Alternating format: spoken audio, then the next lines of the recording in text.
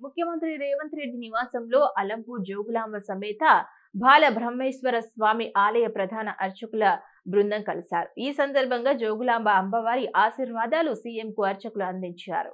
అలాగే ఈ సందర్భంగా ముఖ్యమంత్రి రేవంత్ రెడ్డికి ప్రధాన అర్చకులు అమ్మవారి జ్ఞాపికను అందజేశారు. అనంతరం జోగులాంబ ఆలయ అభివృద్ధి చేయాలని అర్చకులు ముఖ్యమంత్రి రేవంత్ రెడ్డిని కోరారు. ఈ సందర్భంగా సీఎం రేవంత్ రెడ్డికి వినతి పత్రం సమర్పించారు. దీనిపై సీఎం స్పందించి అర్చకులకు హామీ తెలిపారు. అసెంబ్లీ ఎన్నికల్లో సంగారెడ్డి నుంచి పోటీ చేసి ఓటమి చవిచూసిన మాజీ MLA TPCC working president Jaggareddy కీలక వ్యాఖ్యలు చేశారు. తాను సంగారెడ్డి నుంచి 5 సార్లు పోటీ చేశానని, 3 సార్లు ప్రజలు తనను ఆశీర్వదించారని గుర్తు చేశారు. ఇటీవల జరిగిన అసెంబ్లీ ఎన్నికల్లో తన ఓటమిపై స్పందిస్తూ ఓటమి తనకు ఎన్నో గుణపాఠాలు నేర్పించిందన్నారు. బలవంతుడు ఏదో ఒకరోజు బలహీనుడు కాక తప్పదని చెప్పారు. రాష్ట్రంలో కాంగ్రెస్ పార్టీని అధికారంలోకి తీసుకొచ్చినందుకు ప్రజలకు ధన్యవాదాలు తెలిపారు. రానున్న 5 ఏళ్లు ఏఐసీసీ మాజీ అధ్యక్షురాలు సోనియా గాంధీ, కాంగ్రెస్ అగ్రనేత రాహుల్ గాంధీ, ముఖ్యమంత్రి రేవంత్ రెడ్డి నాయకత్వంలో రాష్ట్ర అభివృద్ధి కోసం పనిచేస్తానని స్పష్టం చేశారు. ఒక నాయకుడి ఓటమి పరిపాలనలో ఉన్న లోపాలను సమీక్షించుకుని భవిష్యత్తులో విజయాలు సాధించడానికి ముందడుగు వేసేందుకు దోహదపడుతుందన్నారు. పివి నరసింహారావు కాంగ్రెస్ వాది అని మాజీ మంత్రి హరీష్ రావు అసెంబ్లీలో ప్రేమ వలకపోసి మాట్లాడటం ఆశ్చర్యంగా ఉందని కాంగ్రెస్ ఎమ్మెల్సీ జీవన్ రెడ్డి అన్నారు. పివి సీఎంగా పీఎంగా పనిచేశారని, ఆయన ఏ పదవి చేపట్టినా ఆ పదవికి వన్నె తెచ్చారని అన్నారు. ఉద్యమ పార్టీ అని చెప్పుకునే బీఆర్ఎస్ నేతలు ఏపీ అక్రమంగా నీటిని తరలించకపోతున్నా మౌనంగా ఉన్నారని జీవన్ రెడ్డి విమర్శించారు. భద్రాచలంకు చెందిన 7 మండలాలు కోల్పోయామని, స్వార్థపూరిత రాజకీయాల కోసం ఇప్పుడు బీఆర్ఎస్ నేతలు ఈ విధంగా మాట్లాడుతున్నారని అన్నారు. ప్రాంతం యొక్క హక్కులను కోల్పోవడం జరిగిందో, నదీ జలాల వినియోగానికి సంబంధించి తెలంగాణ రాష్ట్రం ఏర్పడిన తర్వాత వీళ్ళు ఏమనంటే టీఆర్ఎస్ పార్టీకి ఉద్యమ పార్టీగా పేర్కొంటారా, కేసీఆర్ గారిని ఒక ఉద్యమ నాయకుడిగా పేర్కొంటారని చెప్పి అంటున్నాను. మరి నిజంగానే మీరు ఒక ఉద్యమ పార్టీ ఉద్యమ నాయకుడిగా మీరు భావిస్తే ఇలా తెలంగాణ రాష్ట్ర ఏర్పడ్డ తదుపరి ఒక ముఖ్యమంత్రి ఏదైతుందో తెలంగాణ హక్కులో పరిరక్షించలేకపోయింది మీరని చెప్పంటున్నా. ఇప్పుడు మీరు ముఖ్యమంత్రిగా బాధ్యత చెప్పిన తర్వాత సీలియర్ పవర్ ప్రాజెక్టే మనం కోల్పోయినాం. భద్రాచలం చెందినటువంటి ఒక 7 మండలాలు కోల్పోయినని చెప్పంటున్నాను నేను. ఆనాడు మీరు కేంద్రంలో అధికారంలో ఉన్నటువంటి NDA led by Bharatiya Janata పార్టీకి మిత్రపక్షం కొనసాగింది 6 సంవత్సరాలు. ఎంతవరకు మీ స్వార్థపూరిత రాజకీయాలు ఇవాళ మీ తప్పులను కప్పిపుచ్చుకోవడానికి, మీ అవినీతి బాగోతాలు కప్పిపుచ్చుకోవడానికి ప్రయత్నం చేసింది తప్ప తెలంగాణ హక్కులను పరిరక్షించడం లోపల మీరు పూర్తి విఫలం చెందిందని చెప్పని తప్పదని చెప్పంటున్నా. జిల్లా రైతుల ప్రయోజనాల కోసం రంగనాయక సాగర్లోకి నీటి పంపింగ్ చేయాలని ఎమ్మెల్యే హరీష్ రావు కోరారు. సిద్దిపేట జిల్లా రైతాంగానికి యాసంగి పంటకు నీళ్లు అందించాలని, అందుకు అవసరమగు నీటిని మిడ్ మానేర్ నుంచి రంగనాయక సాగర్కి నీటిని పంపు చేయాలని రాష్ట్ర రెడ్డికి మాజీ మంత్రి సిద్దిపేట శాసనసభ్యులు హరీష్ రావు లేఖ రాశారు ఉత్తమ్ కుమార్ రెడ్డికి. నూతనంగా ఏర్పడిన ప్రభుత్వంలో తెలంగాణకు అత్యంత ముఖ్యమైన నీటిపారుదల శాఖ మంత్రులుగా బాధ్యతలు చేపట్టిన ఉత్తమ్ కుమార్ రెడ్డికి శుభాకాంక్షలు తెలిపారు. గత 3 సంవత్సరాలుగా జిల్లాలో సాగు భూములకు రంగనాయక సాగర్ ద్వారా సాగునీరు అందచేయడం జరిగిందన్నారు. దీనివల్ల పంట దిగుబడి పెరిగి రైతులు సంతోషంగా ఉన్నారన్నారు. ఈ సంవత్సరం వర్షాభావ పరిస్థితులు నెలకొనడంతో యాసంగి పంటకు సరిపోయే నీరు రిజర్వాయర్లు లేక రైతాంగం ఆందోళనకు గురవుతున్నట్లు లేఖలో పేర్కొన్నారు. సంగారెడ్డి జిల్లా పటాన్చెరు నియోజకవర్గంలో ఇటీవల జరిగిన అసెంబ్లీ ఎన్నికల్లో తన విజయానికి సంపూర్ణ సహకారం అందించిన అమీన్పూర్ మున్సిపల్ ప్రజలకు ఎల్లప్పుడూ రుణపడి ఉంటామని పటాన్చెరు శాసనసభ్యులు గూడెం మహిపాల్ రెడ్డి అన్నారు. అమీన్పూర్ మున్సిపాలిటీ అభివృద్ధికి ప్రణాళికాబద్ధంగా నిధులు కేటాయిస్తామని ఆయన తెలిపారు. అమీన్పూర్ మున్సిపల్ పరిధిలోని పెద్ద చెరువు కట్ట సమీపంలో బీఆర్ఎస్ పార్టీ నాయకులు కాటా రాజేష్ గౌడ్ దంపతులు ఏర్పాటు చేసిన సన్మాన కార్యక్రమానికి ఎమ్మెల్యే జీఎంఆర్ ముఖ్య అతిథిగా హాజరయ్యారు. పటాన్చెరు నియోజకవర్గ ప్రజల ఆశీర్వాదంతో 3 సార్లు ఎమ్మెల్యేగా ఎన్నికలు కావడం జరిగిందని తెలిపారు. ప్రజల అవసరాలు, ఆకాంక్షలకు అనుగుణంగా అభివృద్ధి పనులు చేపడుతూ ప్రతి ఒక్కరిని భాగస్వాములను చేస్తున్నామని తెలిపారు. రాబోయే రోజుల్లోనూ మరిన్ని అభివృద్ధి పనులు చేపడతామని తెలిపారు. ఈ రోజు అమీన్పూర్ మున్సిపల్ పరిధిలో కట్టమైసమ్మ అమ్మవారి ఆవరణంలో రాజేష్ గౌడ్ వారి దంపతులు సునీత ఆధ్వర్యంలో మమ్మల్ని ఆహ్వానించి సన్మానించినందుకు వారికి ప్రత్యేకంగా ధన్యవాదాలు తెలియజేస్తా ఉన్నా. అలాగే Pandurangareddy chairman Ameenpur municipal, Narasimhagoud Ameenpur municipal vice chairman, వేదిక పైన ఆశీలైన స్థానిక కౌన్సిలర్ అందరికీ పేరు పేరున, వేదిక పైన ఆశీలైన పెద్దలందరికీ, ఈ సభలో ఆశీలైన మహిళా సోదరులకు, పత్రికా సోదరులకు, గ్రామ పెద్దలందరికీ పేరు పేరున ధన్యవాదాలు తెలియజేస్తా ఉన్నా. నరసింహగౌడ్ అండ్ పాండురంగారెడ్డి అన్ని విషయాలు చెప్పడం జరిగింది. మేమేం చెప్పేదేం లేదు. మొట్టమొదలు మీ అందరికీ నేను ఈ 2 నెలలు కష్టపడి మాకు గెలుపుకు మీరందరూ కష్టపడ్డందుకు అమీన్పూర్ మున్సిపల్ ప్రజల తరఫున మీ అందరికీ శిరసు వంచి అమ్మవారి ఆధ్వర్యంలో శిరసు వంచి నమస్కరించుకుంటూ ధన్యవాదాలు తెలియజేస్తా ఉన్నాం. గతంలో ఏ విధంగా అయితే మున్సిపల్ అభివృద్ధి శరవేగంగా పోతా ఉన్నదో, ఎక్కడ బ్రేక్ పడకుండా అన్ని వార్డులు, అన్ని కాలనీలు, రోడ్లు కానీ, డ్రైన్లు కానీ, వాటర్ కానీ, కరెంటు కానీ అన్ని సమకూర్చుకొని మీ అందరి సహకారంతో ఈ అమీన్పూర్ మున్సిపాలిటీని ఇంకా అభివృద్ధి పదంలో ముందుకు తీసుకుపోవడానికి శాయశక్తుల కృషి చేస్తానని చెప్పి తెలియజేస్తూ, మీ అందరికీ మరొకసారి నన్ను ఇంత పెద్ద ఎత్తున సన్మానించిన మీ అందరికీ పేరు పేరున మరొకసారి నేను శిరసు వంచి నమస్కరించుకుంటూ ధన్యవాదాలు తెలియజేస్తాను. Thank you. శబరిమల వెళ్లే అయ్యప్ప స్వాములకు సదుపాయాల విషయంలో అక్కడి రాష్ట్ర ప్రభుత్వం తీరు వివాదాస్పదం కావడం చర్చనీయాంశంగా మారింది. ఇదే పద్యంలో కేంద్ర మంత్రి కిషన్ రెడ్డి జోక్యం తప్పలేదు. స్వాములకు ఇబ్బందులు రాకుండా చూడటానికి ఆ రాష్ట్ర ముఖ్యమంత్రికి లేఖ కూడా రాయటం జరిగింది. అయితే ప్రతి ఏటా అయ్యప్ప స్వాములు వివిధ రాష్ట్రాల నుండి వస్తారని తెలిపినా తగిన ఏర్పాట్లు చేయకపోవడమే కాకుండా అయ్యప్ప స్వాముల ఇబ్బందులకు కారణమన్న ఆరోపణలు వస్తున్న నేపథ్యంలో మరిన్ని వివరాలు మా బ్యూరో చీఫ్ శ్రీనివాస్ అందిస్తారు. కేరళ ప్రభుత్వం అయ్యప్ప స్వాములకు కనీస సౌకర్యాలు కల్పించకుండా ఇబ్బందుల పాలు చేస్తున్న ప్రధాన ఆరోపణలు వస్తున్న పరిస్థితిలో మనతో మాట్లాడేందుకు ఇక్కడ బీజేపీ సీనియర్ నేత, మాజీ ఎమ్మెల్యే చింతల రామచంద్ర రెడ్డి గారు ఉన్నారు. వారి మాటల్లో తెలుసుకుందాం. చెప్పండి రామచంద్ర రెడ్డి గారు, ఇప్పుడు అయ్యప్ప స్వాములు బాగా శబరిమలకు వెళ్ళే సమయం, ఈ సమయంలో ప్రతి ఏటా వాళ్లకు రాష్ట్రానికి వస్తారని తెలిసినా కూడా అక్కడ అసౌకర్యాలు కలగజేయడం మీరు ఎట్లా చూస్తారు?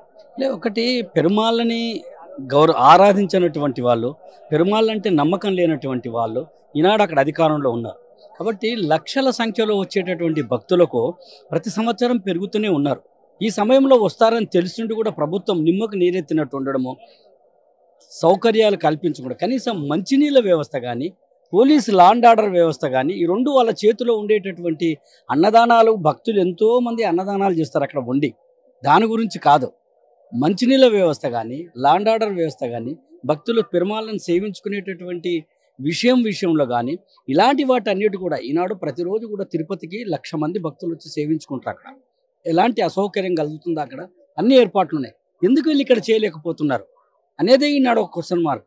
కాబట్టి వెంటనే భక్తులకు సరైన, గతంలో తెలంగాణ ప్రభుత్వం అక్కడ మన అయ్యప్ప స్వాములకు, ఇక్కడ నుంచి వెళ్ళే అయ్యప్ప స్వాములకు ఏర్పాటు చేస్తాం, ఒక భవన్ కట్టిస్తామన్నారు. అప్పుడు అక్కడి సీఎం పినరాయి విజయన్తో కూడా చర్చలు జరిగాయి, భేటీ అయ్యారు. ఆ తర్వాత అది పక్కదారి, అంటే మళ్ళీ దాన్ని పట్టించుకున్నట్లు కనిపించట్లేదు. దాన్ని ఎట్లా చూస్తారు? ఇప్పుడు అక్కడ హాల్ కట్టామా లేకుంటే సత్రం కట్టామా, ఏం కట్టినామనేది కాదు. లక్షల సంఖ్యలో వచ్చేటటువంటి భక్తులకు కావాల్సినటువంటి వసతులు ఈనాడు అక్కడ కల్పించాలి. వస్తారని తెలిసిండి కూడా వాళ్ళు చేతులు ఎత్తేయడం ఎంతవరకు సమంజసం అనేదే ఈనాడు ప్రశ్నార్థకం. సమాజం మీద, ధర్మం మీద అక్కడ ఉన్న ప్రభుత్వానికి ఏమాత్రము ఎంత నమ్మకం ఉందో ఈనాడు తెలుస్తుంది. కాబట్టి దీన్ని ఆ ప్రభుత్వం వెంటనే తగు చర్యలు తీసుకోవాలి. భక్తులకు అందరికీ దర్శనాలు అయ్యేటట్టు, లేట్ అయినా ఆలస్యమైనా, ఎక్కువ మంది భక్తులు వచ్చినా ఆలస్యం జరుగుతుంది. దానికి సరైనటువంటి వ్యవస్థ ఏర్పాటు చేసి భక్తులకు దర్శనార్థం కల్పించి, దర్శనాలు కల్పించి, వాళ్ళని మళ్ళీ ఎలాంటి అసౌకర్యం లేకుండా సౌకర్యంగా వాళ్ళందరినీ వాళ్ళ రెస్పెక్టెడ్ ప్లేస్కు పంపించాలని చెప్పని భారతీయ జనతా పార్టీ డిమాండ్ చేస్తుంది. పదే పదే సెక్యులరిజంని వల్ల వేసే కమ్యూనిస్టు పాలకులు అక్కడ అన్ని ధర్మాల కార్యక్రమాలకు ఇదే వైఖరి అవలంబిస్తున్నారా? కేవలం అయ్యప్ప స్వాముల విషయంలోనే ఇట్లా నిర్లక్ష్యం ఎదురవుతుందా? ఒక్కటి, స్వీయ ఆరాధన సర్వ ఆదరణ అనేటటువంటి ఆలోచన ఏ ప్రభుత్వానికైనా ఉండాలి. ఆ ప్రభుత్వం మరి అయ్యప్ప భక్తులకు ఏ రకంగా ఈనాడు మీడియా ద్వారానే ఎంతమంది లక్షల మంది భక్తులకు ఎంత అసౌకర్యం ఉందో మన కళ్ళ కొట్టొచ్చినట్టు కనిపిస్తుంది ఈనాడు. కాబట్టి దీని మీద వెంటనే, ఇప్పుడే కాదు, January 14th వరకు జ్యోతిని సేవించుకునేటటువంటి వచ్చేటటువంటి భక్తులకు ఇప్పటి నుంచే ప్రణాళిక రూపకల్పన చేసి అన్ని వసతులు కల్పించాలని చెప్పని భారతీయ జనతా పార్టీ రాష్ట్ర పార్టీ తరఫున డిమాండ్ చేస్తున్నాడు. అంటే ఆ స్వాములుగా మీకున్న అనుభవాలు ఏంటి ఈ శబరిమల విషయంలో, గతంలో కావచ్చు, ఇప్పుడు వస్తున్న వార్తల విషయంలో కావచ్చు? సమయం ఇప్పుడు నేను ఏవటి 17వ సంవత్సరం ఫస్ట్ మేము కన్యాస్వామి కత్తిస్వామి ఉన్నప్పుడు చాలా అక్కడ ఎంత మంచిగా మర్యాద స్వాములకు ఉన్నదంటే చాలా దూరంగా వచ్చారని చాలా మర్యాద ఇస్తున్నారు. ఇప్పుడైతే మొన్న చూస్తున్నాము సాములను తొక్కుతున్నారు, దొబ్బుతున్నారు. అక్కడ సవ్యత లేదు. చాలా మంది మా వాళ్ళు వెళ్ళి పంబ నుంచి రిటర్న్ తిరిగి రావడం జరిగింది. చాలా పబ్లిక్ మరి రష్ అంటే ఫుల్ రష్ ఉంది, అక్కడ పట్టించుకోవట్లేరు. దానివల్ల భారతీయ జనతా పార్టీ మొన్న చేసింది మంచిగానే ఉన్నది. అప్పటి నుంచి పబ్లిక్ కొద్దిగా తగ్గిందంట అని చెప్తున్నారు సాములు. మరి 15వ తారీఖు వెళ్తున్నాం, వెళ్ళినప్పుడు తర్వాత చూస్తాం. మీ అనుభవాలు ఏమైనా ఉన్నాయా? సేమ్ సామి ఇక మా అనుభవాలు ఏముంటుంది. అయ్యప్ప దర్శనానికి వెళ్ళిన మొన్న లాస్ట్ టైం వెళ్ళినప్పుడు ఒక 4-5 days బ్యాక్ సాములు అసలు పంబ నుంచే అయ్యప్పని పంబల్ని కన్యమల గణపతి కానీ ఇడుములు అప్ప చెప్పుకొని అక్కడి నుంచి రిటర్న్ రావడం జరిగింది. అలాంటిది రాకుండా చూడాలని కొంచెం మన కేరళ గవర్నమెంట్ వాళ్ళు కేర్ తీసుకొని అయ్యప్పల్ని వసతులు కల్పించాలని నమ్మకం. ఇది మొత్తం మీద కేరళకు లోని శబరిమలకు వివిధ రాష్ట్రాల నుంచి భక్తులు వస్తున్న నేపథ్యంలో అక్కడ ప్రభుత్వ తీరు వివాదాస్పదం అవుతున్నది. ఈ వివాదాస్పదం కాకుండా ఇప్పటికైనా స్పందించి అయ్యప్పలకు అక్కడికి వచ్చే శబరిమలకు వచ్చే అయ్యప్పలకు సదుపాయాలు ఏర్పాటు చేయాలన్న డిమాండ్ వినిపిస్తుంది అన్ని వైపులా, అటు స్వాముల నుంచి కావచ్చు, అటు బీజేపీ పార్టీ నుంచి కావచ్చు. తాజాగా కేంద్ర మంత్రి కిషన్ రెడ్డి కేరళ ప్రభుత్వానికి లేఖ కూడా రాయడం జరిగింది. కాకపోతే ఇప్పటి వరకు జరిగిన సౌకర్యాలు ఇక ముందు జరగవని అయ్యప్ప స్వాములు ఆశిస్తున్నారు. అదే విధంగా అక్కడ ప్రభుత్వం కూడా స్పందిస్తుందని ఆశాభావాన్ని వ్యక్తం చేస్తున్న పరిస్థితి కనబడుతుంది. కెమెరా పర్సన్ మాధవ్తో శ్రీనివాస్, సిటీ విజన్, హైదరాబాద్. చెరుపల్లి దేవి ఇంటిని అక్రమంగా కూల్చివేశారని, వారిపై చర్యలు తీసుకోవాలని, న్యాయం చేయాలని వరల్డ్ పద్మశాలి ఫౌండేషన్ ప్రభుత్వానికి విజ్ఞప్తి చేసింది. చెరుపల్లి దేవి రంగారెడ్డి జిల్లా ఇనాంగూడ గ్రామంలో 200 గజాల స్థలాన్ని కొన్ని ఇళ్లు నిర్మాణం చేసుకున్న వారి సోమాజిగూడ ప్రెస్ క్లబ్ లో ఫౌండేషన్ చైర్మన్ గజం నరసింగారావు తెలిపారు. ఇంటి స్థలాన్ని అదే గ్రామానికి చెందిన మేఘమాల ఇతరులతో కలిసి ధరణి పోర్టల్లోని లొసుగులను అవకాశంగా తీసుకుని మోసానికి పాల్పడిందన్నారు. రెవెన్యూ అధికారులతో కుమ్మక్కై తప్పుడు ధృవపత్రాలను సృష్టించి తన పేరుపై రిజిస్ట్రేషన్ చేసుకోవడం జరిగిందన్నారు. మొదటి పట్టాదారుని కాదని రెండో పట్టాదారుడిగా ఉన్న మేఘమాలకు రెవెన్యూ అధికారులు అండదండగా ఉంటూ దేవి నిర్మించుకున్న గృహాన్ని కూల్చివేయడం జరిగిందని ఆవేదన వ్యక్తం చేశారు. రూపాయి జమ చేసుకుని ఏదైతే ఈ ప్లాట్ కొనుక్కొని దాన్ని అప్పుడు ఏం కట్టుకోలేక ఉండని ఏనాటికన్నా ఇది రేపు ఇవ్వకపోతుందా లేదా మేము ఇల్లు కట్టుకోలేకపోతామా అని వదిలేసుకున్న పాపానికి వాళ్ళ ప్లాట్లని గుంజుకొని మరి వీళ్ళు అనుభవిస్తున్నారు కనుక ఇవన్నింటినీ పరిశీలించి ఏదైతే ముఖ్యంగా చెరుపల్లి జ్యోతి సదా మహేశ్వర ఆయనకి సంబంధించిన ప్లాట్ అయితే ఉన్నదో ఆ ఇల్లు అయితే కూలగొట్టిండ్రో మరి ఆ ఇంటిని కూలగొట్టి వాళ్ళ పీడని వేదనకు చేసిండ్రు. మరి వాళ్ళను సుమారు ₹1 నష్టపరిచిండ్రు. మరి ఇంత నష్టం చేసిన మరి వాళ్ళ పైన, అధికారుల పైన, నాయకుల పైన, అందరిపైన చర్యలు తీసుకోవాలి. మరి కోర్టు ఆర్డర్ అనుసరించి వీళ్ళ భూమి ఇప్పించాలి. ఏదైతే వాళ్ళు ₹1 నష్టపోయిందో ఆ ₹1 సహా వాళ్ళు అనుభవించిన వేదనకు ఎంతైతే నష్టపరిహారం కట్టిస్తారో అంత కట్టించి ఇప్పియాలని ఈ ముఖ్యమంత్రిని, ఈ ప్రభుత్వాన్ని డిమాండ్. యువశక్తి సహజ యోగా ఆధ్వర్యంలో ఫిర్యాదిగూడలో 2వ రోజు జాతీయ సదస్సు నిర్వహించారు. పలు దేశాలలో సహజ యోగా జ్ఞాన కేంద్రాలు స్థాపించిన శ్రీ నిర్మలాదేవికి ప్రత్యేక పూజలు నిర్వహించి నృత్యాలు చేశారు. ప్రశాంతమైన జీవనం కొనసాగించి ఆనందంగా ఉండాలి అంటే సహజ యోగా అనేది ఒక మార్గం అని వివిధ దేశాలు, రాష్ట్రాల నుండి వచ్చిన సహజ యోగా సభ్యులు తెలిపారు. ఈ సహజ యోగాను ప్రపంచవ్యాప్తంగా తీసుకుపోవడానికి మరింత కృషి చేయాలని అన్నారు. సహజ యోగము నేటి మహాయోగము అని ఎందుకన్నారంటే ఈ సహజ యోగము ద్వారా నేడు సమాజంలో యువతరం ఏ రకంగా ఉన్నదో మన అందరం చూస్తూనే ఉన్నాం. కానీ సహజ యోగం చేసే యువశక్తి ఎవరైతే మా పిల్లలంతా ఉన్నారో వాళ్ళంతా కూడా చాలా క్రమశిక్షణగా సమాజానికి ఏదైతే ఈరోజు అవసరమో అదే విధంగా పెరగటం జరుగుతుంది. దీని అంతటికీ కారణం ఏంటంటే మానవుడిలో ఉన్నటువంటి కుండలిని శక్తి జాగృతం అవ్వటం ద్వారా తన అంతర్గతంగా ఉన్నటువంటి శక్తి కేంద్రాలైనటువంటి 7 చక్రాలు, 3 నాడులు శుద్ధి చేయబడి తనలో ఉన్నటువంటి చెడు గుణాలన్నీ పోయి సద్గుణాలు రావటం ద్వారా మనిషిగా బ్రతకటం, క్రమశిక్షణతో బ్రతకటం, అలాగే దైవానికి దగ్గరగా ఉండటం వలన ఆ మనిషి ఎంతగానో ఉన్నతి సాధించడం జరుగుతుంది. ప్రస్తుతం ఉన్నటువంటి ఈ తరుణంలో ఇలాంటి పరిస్థితులు మనకు అందరికీ అవసరం కాబట్టి ఈరోజు ఇంటర్నేషనల్ యువశక్తి సెమినార్ అనేది మేము ఇక్కడ పెట్టుకోవడం జరిగింది. ఈ సెమినార్ ద్వారా ఎన్నో విషయాలను కూలంకషంగా చర్చించి సమాజానికి ఉపయోగపడేటట్టుగా మనందరం ముందుకు తీసుకువెళదామనే ఉద్దేశంతో ఈ సెమినార్ని మనం ఇక్కడ పెట్టుకోవడం జరిగిందండి. దీని అంతటికీ కూడా మీడియా మిత్రులు కూడా సహకరించి దీన్ని ప్రచారం చేయాల్సిందిగా కోరుతున్నామండి. థ్యాంక్ యూ అండి. Thank you. It is aimed towards the youth of today. There are so many troubles in the youth, so many tensions, confusions, and Sahaj Yoga helps to clear these and balance these within each individual. Sahaj Yoga is open to everybody, regardless of age, gender, and social status. We welcome all to join Sahaj Yoga. All should experience it. Hyderabad నగరంలో drugs గంజాయి మాట వినపడొద్దని police అధికారులకు ఆదేశాలు ఇచ్చారు CP Kothakota Srinivasa Reddy. హైదరాబాద్లోని బంజారా హిల్స్లో ICC భవనంలోని ఆడిటోరియంలో CP Srinivasa Reddy సమావేశమయ్యారు. నగరంలో ప్రాథమిక పోలింగ్, విచారణ, ట్రాఫిక్ పోలీస్ ఎన్ఫోర్స్మెంట్, డ్రగ్స్ నిర్మూలనకు సంబంధించి అన్ని జోన్ల డీసీపీలు, ఏసీపీలు, ఇన్స్పెక్టర్లతో ఇంటరాక్షన్ స్పెషల్ నిర్వహించారు. 2 నెలల్లో హైదరాబాద్ లో డ్రగ్స్ ను పూర్తిగా నిర్మూలించాలని చెప్పారు.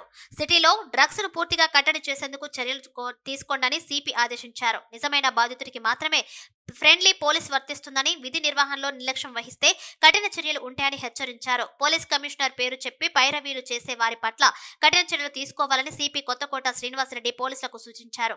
ఇటీవల నార్కోటిక్స్ కంట్రోల్ బ్యూరోతో ముఖ్యమంత్రి రేవంత్ రెడ్డి సమీక్షించిన విషయం తెలిసిందే. తెలంగాణలో డ్రగ్స్ వినియోగించినా, విక్రయించినా కఠిన చర్యలు తీసుకోవాలని, డ్రగ్స్ పై ఉక్కుపాదం మోపాలని సీఎం రేవంత్ రెడ్డి ఆదేశించారు. ఈ క్రమంలో అధికారులు చర్యలు చేపడుతున్నారు. హైదరాబాద్ ట్రాఫిక్ కష్టాలకు కడతెరిచేందుకు పోలీసులు రంగంలోకి దిగారు. ఇందులో భాగంగా అవసరమైన చర్యలు చేపడుతున్నారు. సీఎం మంత్రుల కాన్వాయ్ వెళ్లే సచివాలయం, అసెంబ్లీ, బేగంపేట, జూబ్లీహిల్స్, బంజారాహిల్స్ వంటి రూట్లను పరిశీలిస్తున్నారు. సాధారణ ట్రాఫిక్ ఇబ్బంది పడకుండా కాన్వాయ్ వెళ్లేలా చర్యలు తీసుకుంటున్నారు. ఇందులో భాగంగా అసెంబ్లీ ముందున్న గన్ పార్క్ జంక్షన్ ను సిగ్నల్ ఫ్రీ జంక్షన్ గా మార్చారు. దీంతో ఇప్పుడు నాంపల్లి, లగడికపుల్ వైపు నుంచి వచ్చే వాహనాలు ఎలాంటి అంతరాయం లేకుండా, సిగ్నల్ ఇబ్బందులు లేకుండా దూసుకుపోనున్నాయి. అలాగే బషీర్బాగ్ నుంచి లగడికపుల్ వైపు వెళ్లే ట్రాఫిక్ ను ఏఆర్ పెట్రోల్ బంక్ వద్ద యూటర్న్ చేశారు. అటువైపు నుంచి వచ్చే వాహనాలను ఓల్డ్ ట్రాఫిక్ కంట్రోల్ రూమ్ వద్ద మలుపు తీసుకుని ఏఆర్ పెట్రోల్ బంక్ సమీపంలో యూటర్న్ తీసుకోనున్నాయి. ఈ కారణంగా ఇప్పుడు పబ్లిక్ గార్డెన్స్, అసెంబ్లీ ముందు ట్రాఫిక్ రద్దీకి అవకాశం ఉండదు. ఈ ట్రయల్ రన్ కనుక మంచి ఫలితాలు ఇస్తే దీన్ని కొనసాగిస్తారు. సచివాలయం పరిసర ప్రాంతాల్లోనూ సిగ్నల్ ఫ్రీ సిస్టమ్ ను అమలు చేస్తున్నారు. ముషీరాబాద్ బాపూజీ నగర్ లో గృహిణి భర్త ఇంటి ముందు కుటుంబ సభ్యులు, బంధువులతో కలిసి ధర్నాకు దిగింది. తనకు న్యాయం చేయాలంటూ మహిళ కూతురుతో ఆవేదన వ్యక్తం చేసింది. సైదాబాద్ కి చెందిన పవిత్ర 2015లో నవంబర్లో ముషీరాబాద్ బాపూజీ నగర్ కు చెందిన కార్తిక్ చంద్రతో వివాహం జరిగింది. పవిత్ర తండ్రి పేరు మీద ఉన్న ఇల్లు రాయించుకు రావాలని, అదనపు కట్నం తీసుకురావాలని భర్త కార్తిక్ చంద్ర, అత్త రమాదేవి, మామ రామచంద్ర ఆడపడుచులు వేధిస్తున్నారని ఆమె ఆరోపించారు.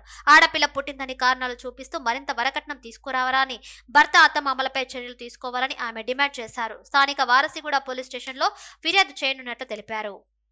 పెళ్లి చేసుకున్నాడు. మా భర్త పేరు కార్తిక్ చంద్ర, మా అత్తమామ పేరు రామచందర్, రమాదేవి.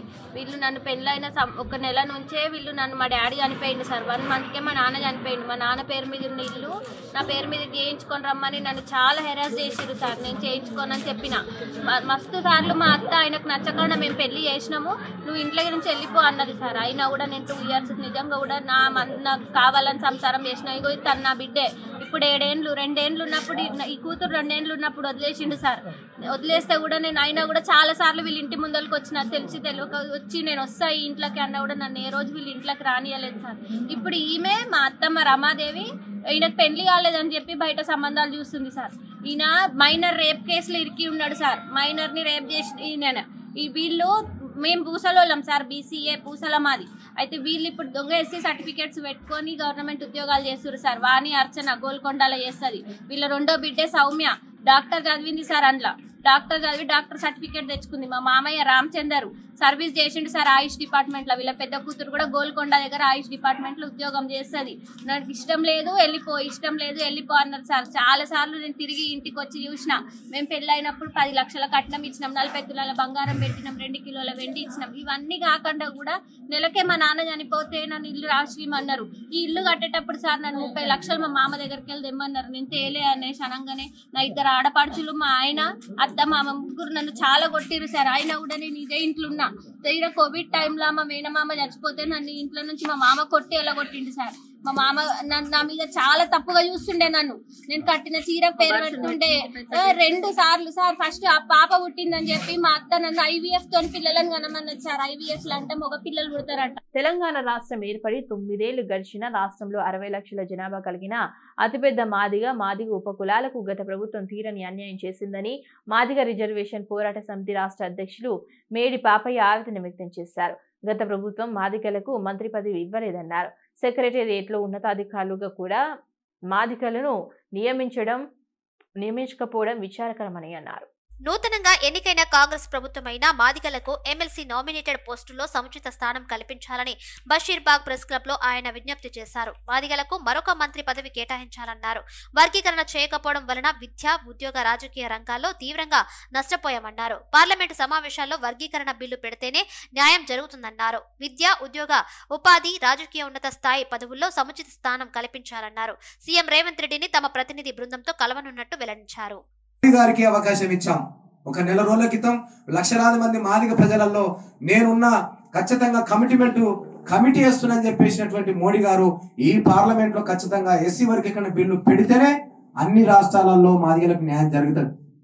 లేకపోతే ఇంతమంది పబ్లిక్, ఇంతమంది జనమున్న కాంగ్రెస్ పార్టీకి, టిఆర్ఎస్ పార్టీకి, బీజేపీ పార్టీకి మద్దతునిచ్చిన కానీ ఆ జనాభా నిష్పత్తి ప్రకారంగా పదవులు పంపిణీ కనుక జరగకపోతే